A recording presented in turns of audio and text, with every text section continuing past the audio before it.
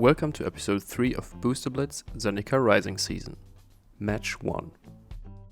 Chris' first pile consists of 2 Mesa links, one being foil, a 2/1 cat that has +0/+2 as long as it is not his turn. The third card in his pile is a Plains. Bart has an Umara Wizard, a 4/3 Merfolk Wizard that gains flying until end of turn whenever he casts an instant, sorcery or wizard spell. The other 2 cards in his first pile, Deliberate and Converted Defense, don't do anything except for potentially giving the wizard flying. Chris wins the die roll and starts us off. Chris plays Mesa Links, followed by a foil Mesa Links, and passes. Bart plays his Umara Wizard and passes. Chris immediately also passes. Bart attacks with his Umara Wizard and, before blockers, casts Deliberate. He can't scry or draw cards, but gives his Umara Wizard flying, dealing 4 damage to Chris. He then passes. Chris immediately also passes, again. Bart only has a converted defense left to give his Umara Wizard flying, but without a spell to counter, he can't legally cast it, making the match a draw. Match 2. Chris' second pile consists of Umara Mystic and Vanquish the Weak, an instant that destroys a creature with power 3 or less. His last card is Bala Get Recovery, a sorcery that lets him return a card from his graveyard to his hand. Bart's second pile consists of an Expedition Diviner, a 3/2 Merfolk Wizard with flying, and a Skyclave Apparition, a 2/2 Core Spirit that exiles up to 1 non-land, non-token permanent with converted mana cost 4 or less. But when it leaves the battlefield, the card's owner creates an XX blue illusion token, where X is the converted mana cost of the exiled card. His last card is Skyclave Plunder, which doesn't do anything in Booster Blitz. Bart casts Expedition Diviner and passes. Chris plays Umara Wizard, then he passes. Bart plays Skyclave Apparition, exiling the Umara Wizard. Bart then attacks with his Expedition Wizard, but before damage, Chris casts Vanquish the Weak on it, destroying the creature. Bart passes. Chris casts Bala Get Recovery, returning Vanquish the Weak to his hand. He then casts Vanquish the Weak on the Skyclave Apparition, destroying it. When the apparition leaves the battlefield, Chris creates a 3/3 blue illusion token. He then passes. Bart casts his last card, Skyclave Plunder, which doesn't do anything without a library. Since he has no cards left, Chris attacks 2 times with his illusion token and wins match 2. Match 3.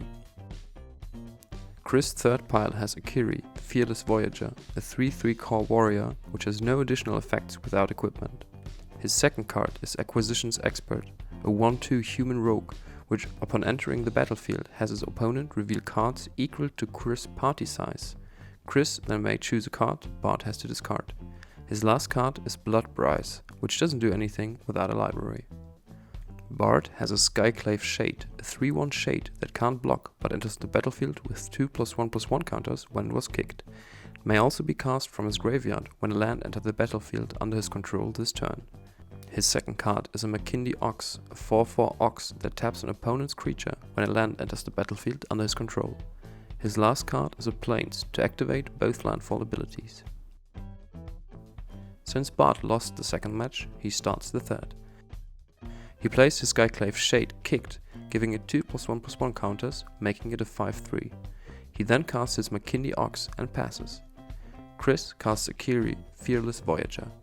Then he casts Acquisitions Expert, forcing Bart to discard his last card, a Plains. Chris then passes.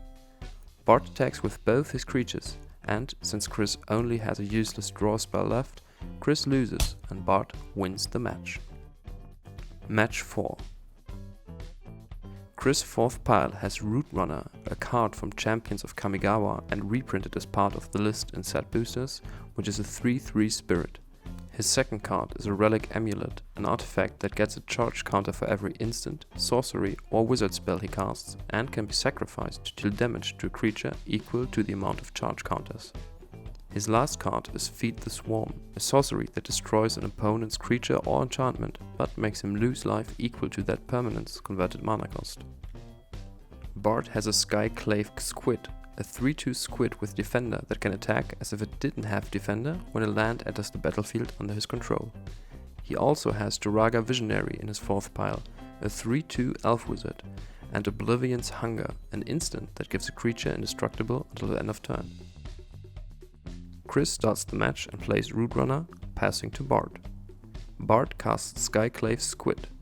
He then casts Jiraga Visionary and draws a card from his non-existent library. Bart then passes.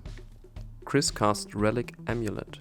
He then casts Feed the Swarm, targeting Jiraga Visionary, and the Relic Amulet gets a charge counter.